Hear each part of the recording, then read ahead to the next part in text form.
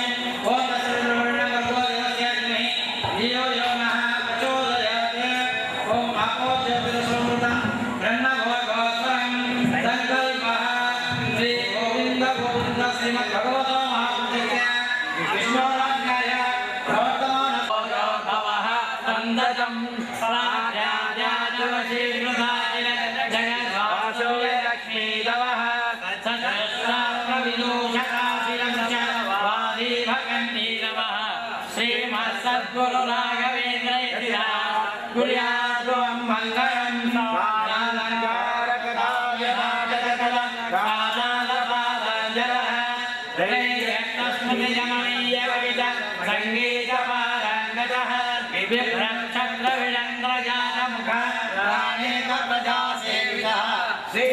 सद्गुरु राघवेंद्र गुरुयाद्वं मंगलम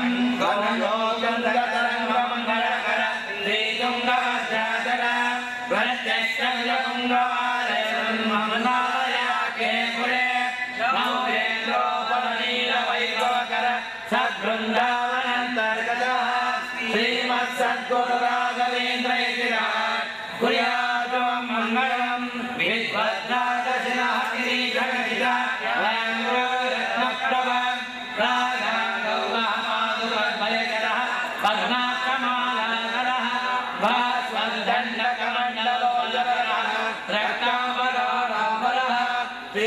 सद्गुरु राघवेंद्र गुरुयाद्वं मंगलम यद्वंधावन सप्तलक्षण नमस्काराभिषेकस्तुते राम राम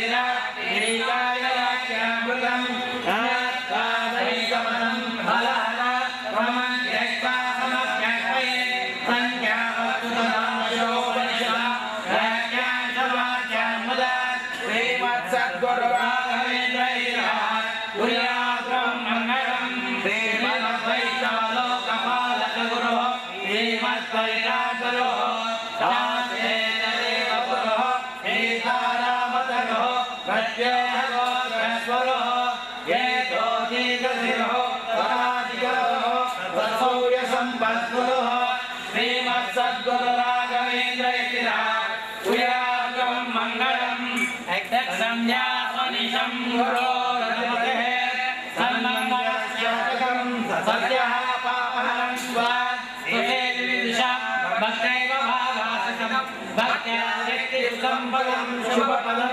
दीर्घायुरारोग्यं कीर्तिं पुत्रकलत्रसम्भोगीं प्रियं श्रीमत्सद्गुरुराघवेन्द्रैः कुर्यात्रं मङ्गलम् यां नमः हरिः ओम्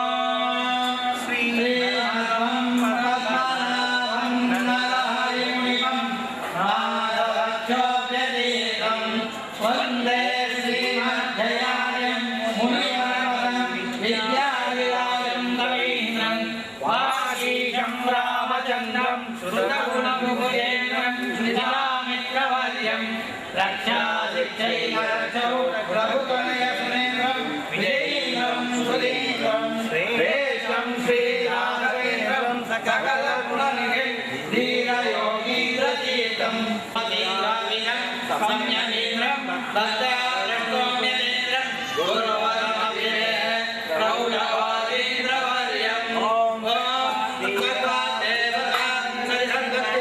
नमः श्रीराघवेन्द्राय नमः सकलप्रदात्रे नमः भक्तासंवेदनशिवप्राय नमः क्षमासुरेन्द्राय नमः परिपालकन्यकेशवाय समस्तसम्पदे नमः देवस्वभावाय नमः त्रिविक्रमाय नमः इष्टप्रदात्रे नमः भव्यस्वरूपाय नमः भवदुःखशूलसङ्गातिशय्याय नमः सुधैर्यशालिने नमः समस्तदुष्टग्रहणित्रयेशाय नमः विभक्तयोगसिन्धुसेतुवे नमः विरक्तदोषाय नमः विरवर्तवेशाय नमः रजत्विन्मुखत्वनिदानभाषाय नमः विद्वत्परिज्ञे महावीराय नमः वाग्वैकरीमितपविजय नमः संतानसम्पत्परिशुद्धपत्रिव्याभाय पुराणवादिघाताय नमः श्रीलोकसमस्तदोषहन्त्रे नमः श्रीगुरुराघवेन्द्राय नमः चिरस्तुतसुरनिधिरपादोदकमहिमते नमः पुष्पाभयनाशाय नमः महावन्द्यसम्प्रदाय नमः व्यङ्गस्कन्नसकृतिदाय नमः महापापकहाय नमः दुरितकारणदावभूतसुमद्गदर्शनाय नमः सर्वतन्त्रस्वतन्त्राय नमः श्रीमध्वमतवताय नमः विजयेन्द्रकाब्दोग्याग्निजुनेन्द्रमूर्तिकाय नमः विद्याधे नमः गुरवे नमः भयापहाय नमः ज्ञानभक्तिसमुद्राय नमः विवादाय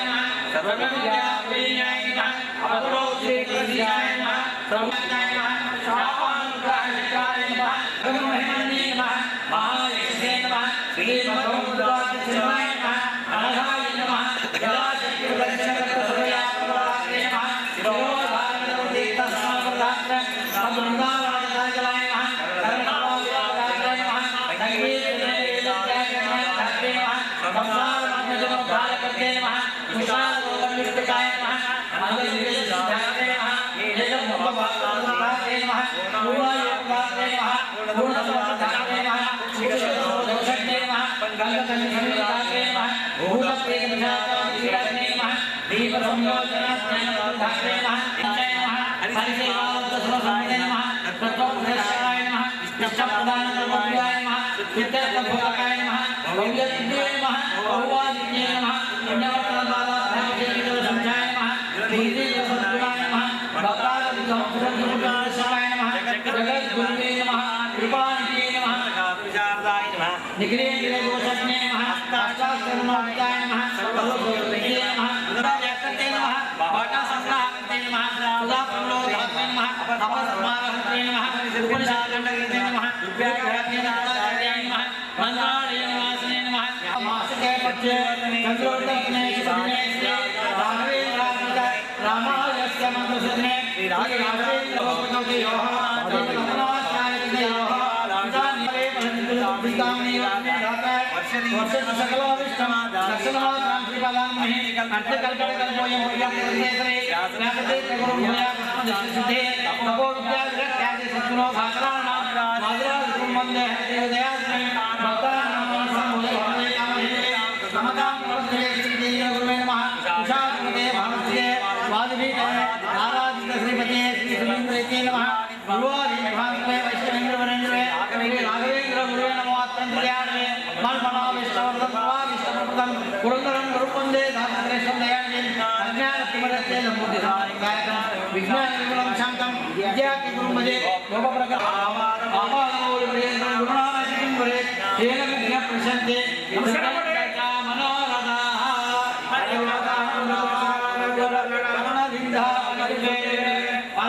ಪರಮ ಭಗವ ಭಕ್ತರಿದನಾದರದಿ ಕೇಳುವುದು ವಿಶೇಷತನ ದೊರಕುವುದು ಗುರು ಸ್ಮರಣೆಯಿಂದ ವಿಶೇಷತನ ದೊರಕುವುದು ಗುರು ಸ್ಮರಣೆಯಿಂದ ಹರಿಬಲಿದು ಕೊರೆವ ಗುರು ಸ್ಮರಣೆಯಿಂದ ಹರಿಬಲಿದು ಕೊರೆವ ಸ್ಮರಿಸು ಗುರುಗಳ ಮನವೇ ಸ್ಮರಿಸು ಗುರುಗಳ ಮತಕ್ಕೆ ಭವಿ ಎಂದು ತಿಳಿದು ಸ್ಮರಿಸು ಗುರುಗಳ ಮನವೇ ಸ್ಮರಿಸು ಗುರುಗಳ ಸ್ಮರಿಸು ಗುರುಗಳ ಮನವೇ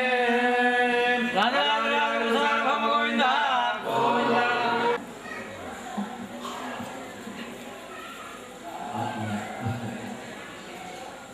ರಾಘವೇಂದ್ರ ಸ್ವಾಮಿಗಳು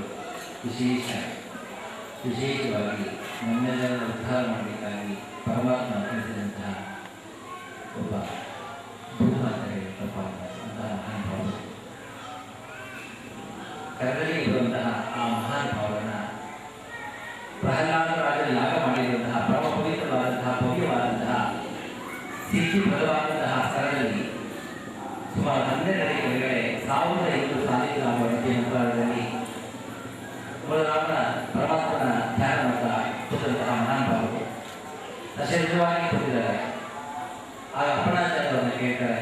ಅಪ್ಪಣಾಚಾರ್ಯ ಆತ್ಮೀಯ ಶಿಷ್ಯರೊಂದಿಗೆ ಬೃಂದಾವನ ಪ್ರಾಂತಗಳನ್ನು ಅಪ್ಪಣಾಚಾರ್ಯರು ವಿಚಾರಕ್ಕೆ ದರ್ಶನ ಕೊಡ್ತಾ ಇರ್ತಾರೆ. ಆಗ ಗುರುಗಳ ಅಪ್ಪಣಾಚಾರ್ಯ ಕೇಳ್ತಾರೆ, ಲಕ್ಷ ಲಕ್ಷ ಜನ ಕೋಟಿ ಜನ ನಿಮ್ಮ ಅನುಗ್ರಹಕ್ಕಾಗಿ ಕಾಯ್ತಾ ಇದ್ದಾರೆ, ಆದರೆ ನನಗೆ ಕಷ್ಟ ಕೊಡ್ತಾ ಇದ್ದೀನಿ, ಅವರಲ್ಲಿ ಏನು ಸ್ವಾಮಿ ಅಂತ ಕೇಳಿದಾಗ ಅವರು ಹೇಳ್ತಾರೆ, ಎಂತಹ ಸಾತ್ವಿಕವಾದಂತಹ ಸಜ್ಜನರು, ಯಾರಿಗೆ ನನ್ನ ಅವಶ್ಯಕತೆ ಇದೆ ಅನ್ನೋ ಮನೋಭಾವ ಇದೆಯೋ ಅಂತಹ ಮಹಾನುಭಾವರು, ಅಂತಹ ಸಜ್ಜನಿಗೆ ಉಳ್ಳಂತಹ ಅವರವರ ಊರಿನಲ್ಲಿ ಮಂತ್ರಾಲಯದಿಂದ ನನ್ನ ಬೃಂದಾವನದಿಂದ ಮೂಲ ವೃತ್ತಿಗೆಯನ್ನು ತೆಗೆದುಕೊಂಡು ಹೋಗಿ ಅಲ್ಲಿ ಪ್ರತಿಷ್ಠಾಪನೆ ಮಾಡ್ತೀನಿ, ನನ್ನ ಸಾನ್ನಿಧ್ಯ ಆಗಿರುತ್ತೆ, ಅಲ್ಲಿ ಮೂಲ ರಾಮವರೆಲ್ಲ ಕಾಪಾಡ್ತಾರೆ ಅಂತ ಹೇಳ್ತಾನೆ. ಹಾಗೆ ಇಡೀ ಭಾರತದಲ್ಲಿ ಸುಮಾರು 1500ಕ್ಕಿಂತ ಹೆಚ್ಚು ಪತ್ರಿಕಾ ಬೃಂದಾವನಗಳಿದೆ. ಕರದಲ್ಲಿ ಬರುವಂತಹ ಮಹಾನುಭಾವರು ದೇಶ ವಿದೇಶಗಳಲ್ಲಿ ಕೂಡ ಅವರ ಬಗ್ಗೆ ಜಗತ್ತುಗಳು ಅಲ್ಲಿ ಕೂಡ ಅಪಾರವಾದಂತಹ ಭಕ್ತಿಯಿಂದ ಇಲ್ಲಿ ಬಂದಂತಹ ರಾಯರನ್ನು ಬಂದಂತಹ ಎಲ್ಲರೂ ಕೂಡ ಅವರನ್ನು ಆರಾಧನೆಯನ್ನು ಮಾಡ್ತಾ ಅವರನ್ನು ನಂಬಿ ಇವತ್ತು ಉದ್ಧಾರ ಆಗೋದ್ರಿಂದ ನಮಗೆಲ್ಲ ಸಾಕ್ಷಿ ಇದೆ. ನಾವೆಲ್ಲ ಕೂಡ ಉಸಿರಾಡ್ತಾ ಇದ್ದೀವಿ, ಅವರು ಕೊಟ್ಟಂಥ ಭಿಕ್ಷೆ ಅಂದರೆ ತಪ್ಪಾಗಲಾರದು. ಅಂತಹ ಮಹಾನುಭಾವರ ರಾಘವೇಂದ್ರ ಸ್ವಾಮಿಗಳು, ಆ ಮಹಾನುಭಾವರ ಪತ್ರಿಕಾ ಬೃಂದಾವನ ಕೂಡ ಕಾಮದೇವಿ ಕ್ಷೇತ್ರದಲ್ಲಿ ಸಾಲಿಗ್ರಾಮಶಿಲೆಯಲ್ಲಿ ನಿರ್ಮಾಣ ಆಗ್ತಾರೆ. ಆ ನಿರ್ಮಾಣ ಆಗುತ್ತಿರುವಂತಹ ಆ ಪವಿತ್ರವಾದಂತಹ ಪಾವನವಾದಂತಹ ದಿವ್ಯ ಭವ್ಯವಾದಂತಹ ಸ್ಥಳದಲ್ಲಿ 45 ದಿನಗಳ ಕಾಲ ನಿರಂತರವಾಗಿ ಅವಭೋಗಗಳನ್ನು ಕಾಮದೇವಿ ಕ್ಷೇತ್ರ ಹಮ್ಮಿಕೊಂಡಿದೆ. ಈ ಯಾಗಕ್ಕೆ ತಾವುಗಳೆಲ್ಲರೂ ಕೂಡ ಇದೇ ರೀತಿ ಬಂದು 45 ದಿನಗಳ ಕಾಲ ಪರಮಾತ್ಮ ಹಾಗೂ ರಾಘವೇಂದ್ರ ಸ್ವಾಮಿಗಳ ವಿಶೇಷ ಅನುಗ್ರಹಕ್ಕೆ ಪಾತ್ರರಾಗಬೇಕು ಅಂದರೆ ಕಾಮದೇವಿ ಕ್ಷೇತ್ರ ಸ್ವಾಗತಿಸ್ತಾ ಇದೆ. ಇತಿಹಾಸದಲ್ಲಿ ರಾಘವೇಂದ್ರ ಸ್ವಾಮಿಗಳ ಬೃಂದಾವನದ ಪ್ರತಿಷ್ಠಾಪನೆಯ ಮುಂಚೆ ಆ ಪರಮ ಪವಿತ್ರ ಸ್ಥಳದಲ್ಲಿ ಇಷ್ಟು ದಿನಗಳ ಕಾಲ 45 ದಿನಗಳ ಕಾಲ ನಿರಂತರವಾಗಿ ಆಗ್ತಾ ಇರೋದು ಇದೇ ಮೊದಲನೇ. ಯಾಗ ಮಾಡಿದ ಸ್ಥಳದಲ್ಲಿ ಹೇಗೆ ಪೂಜೆಯವರು ಹಾಗೆ ಎಲ್ಲರ ವಿಶೇಷ ಅಂದರೆ ಪರಮಾತ್ಮನ ಎಲ್ಲ ವಿಶೇಷ ಅಂದರೆ ಇದರಲ್ಲಿ ಬಂದಂಥ ಭಗವದ್ಭಕ್ತರನ್ನು ನಾವು ಕಾಪಾಡಬೇಕು ಅಂತಹ ಒಂದು ಉದ್ದೇಶದಿಂದ ಕಾಮನೆ ಕ್ಷೇತ್ರದಲ್ಲಿ ರಾಘವೇಂದ್ರ ಸ್ವಾಮಿಗಳ ಪ್ರೇರಣಾ ಸರಣಿ ಇದೊಂದು ಹಮ್ಮಿಕೊಳ್ಳಲಾಗಿದೆ. ಇದು ಯಾವುದು ಕೇವಲ ಮನುಷ್ಯರು ಮಾಡುವಂಥ ಕೆಲಸ ಅಲ್ಲ, ಇದು ರಾಘವೇಂದ್ರ ಸ್ವಾಮಿಗಳು ನಿಂತು ಎಲ್ಲ ಕಡೆ ನಿಂತು ನಡೆಸ್ತಾ ಇದ್ದಾರೆ. ಇಲ್ಲಿ ಗುರುಗಳಿದ್ದಾರೆ ಅಂದರೆ ರಾಯರೇ, ಯತಿಗಳಿದ್ದಾರೆ ಎಂದು ರಾಯರೇ, ಇಲ್ಲಿ ಅಡುಗೆ ಮಾಡ್ತಾ ಇದ್ದಾರೆ ಎಂದು ರಾಯರೇ, ಪ್ರಸಾದ ಕೊಡ್ತಾ ಇದ್ದಾರೆ ಎಂದು ರಾಯರೇ, ಈ ಪ್ರಸಾದ ಸ್ವೀಕರಿಸ್ತಾ ಇದ್ದಾರೆ ಎಂದು ರಾಯರೇ, ಅಂದರೆ ಎಲ್ಲರೂ ಒಂದಲ್ಲ ಒಂದು ರೂಪದಲ್ಲಿ ಪರಮಾತ್ಮನ ಸೇವೆಯನ್ನು ರಾಯರು ಮಾಡ್ತಾ ಇದ್ದಾರೆ. ನಾವೆಲ್ಲ ಸೇವಕರಷ್ಟೇ ಇಲ್ಲಿ. ಅದರಿಂದ ಇದೊಂದು ಸುವರ್ಣಾಕ್ಷರದಲ್ಲಿ ಬರೆಯುವಂಥ ಒಂದು ಇದು ಘಟನೆ ಇದೆ. ಈ ಒಂದು 45 ಕಾಲದಲ್ಲಿ ಒಂದು ಇದು ಐತಿಹಾಸಿಕವಾಗಿರ್ತದೆ. ಆದ್ದರಿಂದ ಎಲ್ಲರೂ ಕೂಡ ನೀವು ಬಂದು ಭಾಗಗಳು ಹೋಗಿ, ಏಕೆಂದರೆ ಎಷ್ಟೋ ಜನರಿಗೆ ತಿಳಿಸಲಿಕ್ಕೆ ಮತ್ತೆ ಸಾಧ್ಯ ಇಲ್ಲ. ಯಾಕೆಂದರೆ ನಿಮ್ಮ ಸಂಸ್ಥೆ ಈಗ ತಾನೇ ಒಂದು ಚಿಕ್ಕ ಮಗುವಾಗಿ 1 ವರ್ಷ 2 ವರ್ಷ ಮಗುವಾಗಿ ಬೆಳೀತಾ ಇರೋದ್ರಿಂದ ಇಲ್ಲಿ ಬಂದನ್ನು ನೋಡಿಕೊಂಡ್ರೆ ನಮಗೆ ಸಾಕಾಗಿದೆ. ಆದ್ದರಿಂದ ತಾವು ಕೂಡ ಇಂತಹ ವಿಶೇಷ ಅಂದರೆ ರಾಯರಿಗೆ ಬೇಕು ಅಂತ ಅವರೇ ಕಲಿಸ್ಕೊಳ್ತಾರೆ, ನಾವು ಕರೆಗೆ ಸಾಧ್ಯ ಇಲ್ಲ. ಆದರೆ ಹಂಬಲನ ನಮ್ಗೆ ಇರಬೇಕು. ಆ ಹಂಬಲನೇ ನಾವು ಸೇವೆ ತಿಳ್ಕೋಬೇಕು. ಯಾಕೆಂದರೆ ನಾವು ಕೊಡ್ತೀವಿ, ನಾವು ಮಾಡ್ತೀವಿ, ಹೋಗಿ ಕೂತ್ಕೊಳ್ತೀವಿ, ರಾಯ ದರ್ಶನ ಮಾಡ್ತೀವಿ ಎಂದು ಸುಳ್ಳದು. ಒಂದು ಪ್ರೀತಿಯಿಂದ ಮಾತಾಡಬೇಕಾದ್ರೆ ಕೂಡ ಪರಮಾತ್ಮನ ರಾಘವೇಂದ್ರ ಒಂದು ವಿಷಯ ಅಭಿಪ್ರಾಯ ನಾವು ಮಾತಾಡ್ತೀವಿ ಹೊರತು ಇಲ್ಲ, ಅದು ಕೂಡ ನಮಗೆ ಸಿಗಲಿಕ್ಕೆ ಸಾಧ್ಯ ಇಲ್ಲ. ಅದರಿಂದ ಇಂತಹ ಒಂದು ಸುವರ್ಣ ಅವಕಾಶ ನಾವೆಲ್ಲ ರಾಯರು ಒದಗಿಸಿದರೆ ನಾವೆಲ್ಲ ಕೂಡ ಆನಂದ ಪಡೋಣ, ಅವರ ಅನುಗ್ರಹ ಪಾತ್ರರಾಗೋಣ. ಮತ್ತೆ ಈಗ ತಾನೇ ಪ್ರಹ್ಲಾದರಿಗೆ ಕನಕಾಭಿಷೇಕ ಹಾಗೂ ರಾಘವೇಂದ್ರ ಸ್ವಾಮಿಗಳ ಪಾದಕ ಪೂಜೆ ಆಯಿತು. ಈ ಪಾದಕ ಪೂಜೆ ವಿಶೇಷ ಏನಂದರೆ ರಾಘವೇಂದ್ರ ಸ್ವಾಮಿಗಳ ನಂತರ ಅವರ ಉತ್ತರಾಧಿಕಾರಿಯಾಗಿ ಯೋಗೀಂದ್ರ ತೀರ್ಥರು ಪೀಠಕ್ಕೆ ಬರ್ತಾರೆ. ಇದು ಶ್ರೀ ಮದಾಚಾರ್ಯ ಸಂಸ್ಥಾನ ಸ್ಥಾಪಿಸಿದ ಸಂಸ್ಥಾನ. ಅಪರೋಕ್ಷ ಜ್ಞಾನಿಗಳು, ಮಹಾನುಭಾವರು, ಭಕ್ತಾದೇಶ ಚಕ್ರವರ್ತಿ, ಪ್ರಹ್ಲಾದ ಅವತಾರಿಗಳು, ಬಾಲೀಕ ಅವತಾರಿಗಳು, ವ್ಯಾಸರಾಜರು ಆಗಿರುವಂತಹ ಮಹಾನುಭಾವರು ರಾಘವೇಂದ್ರ ಸ್ವಾಮಿಗಳಾಗಿ ಬಂದು ಈ ಒಂದು ಪೀಠದಲ್ಲಿ ಕೊಟ್ಟು ಯತಿಗಳಾಗಿ ಇಷ್ಟೆಲ್ಲ ಒಂದು ಅದ್ಭುತವಾದಂತಹ ಮಹತ್ವವಾದಂತಹ ಒಂದು ಸಂಸ್ಥಾನ ಇದು. ಇದು ನನಗೆ ನಡೆಸಿ ಸಾಧ್ಯ ಇದೆಯಾ ಅಂತ ಹೇಳಿ ಅವರು ತುಂಬ ಆತಂಕಗಳಿದ್ದಾಗ ಒಮ್ಮೆ ಅವರಿಗೆ ರಾಜ್ಯದ ಸ್ವಪ್ನದಲ್ಲಿ ಪ್ರಶ್ನೆ ಕೊಟ್ಟರಂತೆ. ಹೇಳಿದಂಥವರು ಯೋಗೀಂದ್ರ ಇದ್ದರೆ ತಾವು ಮೂಲರಾಮನ ಸೇವೆಯಿಂದ ತಾವು ತಮ್ಮದೇ ಆದಂಥ ಒಂದು ಸಾಧನೆಯನ್ನು ಮಾಡಿ ಮೂಲರಾಮನ ಸೇವೆ ಮಾಡಿಕೊಂಡು ಈ ಮಠದ ಬಗ್ಗೆ ನೀವು ಚಿಂತೆ ಮಾಡಬೇಡಿ. ಎಂತಹ ಒಂದು ಕೃಷ್ಣ ಪರಿಸ್ಥಿತಿ ಬಂದಾಗ ಕೂಡ ಈ ಮಠವನ್ನು ನನ್ನ ಪಾದಗಳೇ ಮುನ್ನಡೆಸುತ್ತೆ ಅಂತ ಹೇಳಿದಂತೆ. ಆದ್ದರಿಂದ ನಾವು ಕೂಡ ಈ ರಾಘವೇಂದ್ರ ಸ್ವಾಮಿಗಳ ಪಾದಕ ಪೂಜೆಯನ್ನು ಮಾಡಿದ್ದೀವಿ. ಆ ಪಾದಗಳೇ ಈ ಕಾಮಧೇನು ಕ್ಷೇತ್ರವನ್ನು ಮುನ್ನಡೆಸಲಿ. ಇಲ್ಲಿ ನಡೆದಿರುವಂತಹ ಎಲ್ಲರ ಮನಸ್ಸನ್ನು ಕೂಡ ಮನೆಗಳನ್ನು ಕೂಡ ಆ ಪಾದಗಳೇ ಮುನ್ನಡೆಸಿ ನಮ್ಮೆಲ್ಲರಿಗೂ ಕೂಡ ಸಮಾಧಾನ, ಮನೋಭಿಷ್ಟಗಳನ್ನ, ಆರೋಗ್ಯ ಭಾಗ್ಯ, ಸತ್ಸಂಗ ನಮಗೆ ಇಷ್ಟು ಸಲ ಇರ್ತೀವಿ. ಇವತ್ತು ನಾವು ಇಷ್ಟು ಘಟನೆಗಳನ್ನು ನಾವು ಅನುಭವಿಸ್ತಾ ಇದ್ದೀವಿ. ಒಂದು ತಟ್ಟೆಯಲ್ಲಿ ನಾವು ಊಟ ಮಾಡ್ತಾ ಇರಬೇಕಾದ್ರೆ ನಾವು ಒಂದು 5 ಆಫೀಸರ್ಗಿರ್ಬೋದು ಅಥವಾ ಯಾರೇ ನಮ್ಮ ಅಮ್ಮ ನನಗೆ ಕೊಟ್ಟಂಥ ತಟ್ಟೆ ಇದೆ ಅಥವಾ ನಮ್ಮ ಅಮ್ಮ ಕೊಟ್ಟಂಥ ಒಂದು ಯಾವುದೋ ಒಂದು ವಸ್ತು ಅಂತ ಹೇಳಿ ಅದನ್ನು ನಾವು ಆಯಾ ಭಾಗವನ್ನು ಇಟ್ಕೊಳ್ಳೋದು ಇಷ್ಟ ಇದೆ. ಅಂದರೆ ಒಂದು ಒಳ್ಳೆಯ ತಟ್ಟೆ ಸಿಗಬೇಕು. ತಟ್ಟೆ ಸಿಕ್ಕಿದಾಗ ಅದರಲ್ಲಿ ಎಂತಹ ಒಂದು ಅಮೃತ ಸಿಕ್ಕಿದ್ರು ಕೂಡ ನಾವು ಹಾಕೋಬೋದು. ಅದು ಸಿಕ್ಕಿದಾಗ ನಮ್ಮ ಅಮೃತ ಆಗುತ್ತೆ. ತಟ್ಟೆ ಚೆನ್ನಾಗಿದ್ರೆ ಅದನ್ನು ನಾವೇನು ಮಾಡಿದ್ರು ಕೂಡ ಅದು ಅಮೃತ ಆಗುತ್ತೆ. ಅದರ ತಟ್ಟೆನೇ ಚೆನ್ನಾಗಿ ನಮಗೆ ಸಾಧ್ಯ ಇಲ್ಲ. ಅದಕ್ಕೋಸ್ಕರ ಇಷ್ಟೆಲ್ಲ ನಾವು ಅನುಭವಿಸ್ತಾ ಇದ್ದೇವೆ.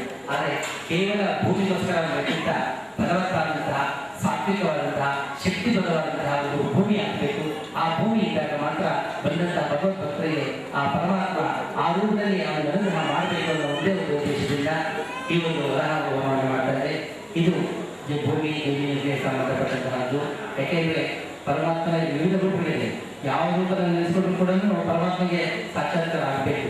ಆದರೆ ಒಂದು ಆಚಾರ ಉದಾಹರಣೆ ಹೇಳು, ಕರೆಂಟ್ ಅಂತೂ ಬರುತ್ತೆ. ಕರೆಂಟು ಯಾವ ರೀತಿ ಫ್ಯಾಮಿಲಿ ಸಪ್ಲೈ ಕರೆಂಟ್ ಬರುತ್ತೆ.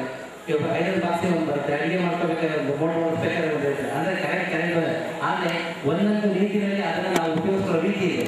ಹಾಗೆ ಭೂಮಿಗೆ ಸಂಬಂಧಪಟ್ಟಂತಹ ಒಂದು ವಿಶೇಷವಾದಂತಹ ಅನುಗ್ರಹ ಕೊಡಬೇಕಾದ್ರೆ ಪರಮಾತ್ಮ ಭೂವರಾಹ ರೂಪಿಯಾಗಿ ಬಂದಿದ್ದ.